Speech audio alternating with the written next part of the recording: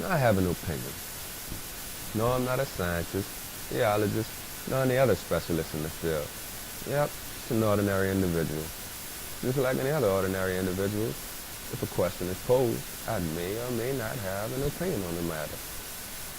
Howbeit, in the case of the question, who belongs in the pulpit, I just so happen to have an opinion. So, who belongs in the pulpit?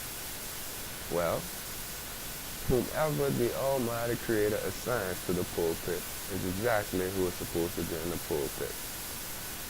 Now, although the selection process may seem a bit complex, the mechanics of the system are already thoroughly illustrated throughout the many facets of nature.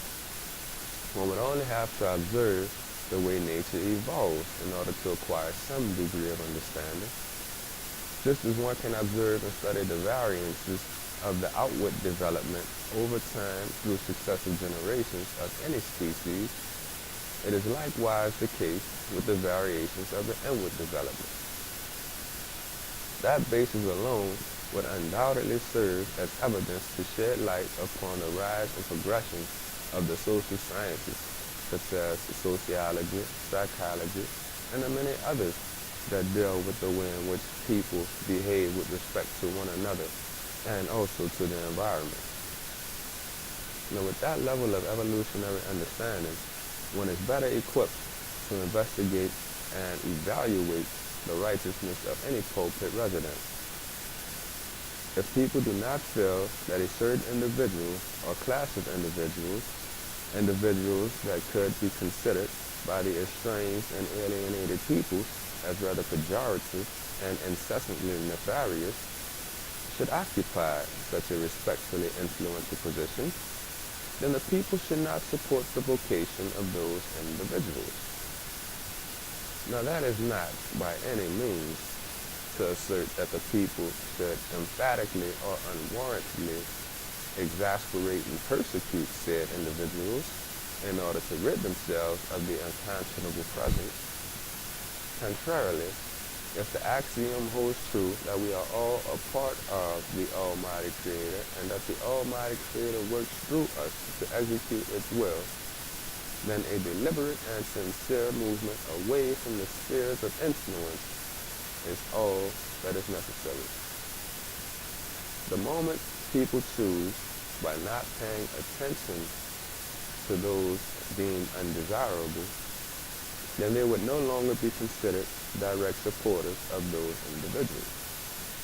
Therefore, the influence of those individuals, those unfit heralds, becomes obsolete, as the laws of nature explicitly reminds us at every waking moment that all inferior understanding unremittingly acquiesces to an understanding that is most befitting to the perpetuation of a species. Furthermore, it is never about the messenger. The more attention that is paid to the messenger equates to the less time spent understanding and inculcating the message into our daily pursuits.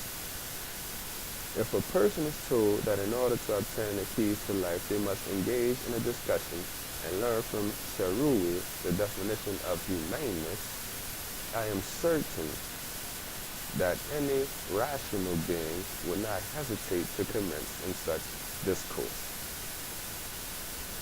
It does not matter what or who it is that people may perceive as ushering in the aggrandized understanding. The source of that understanding emanated, and will forever emanate from and through the will of the Almighty Creator. That being whatever or whomever people may have come accustomed to associating with that entity. Now, I could be right, I could be way off. However, that's just my opinion.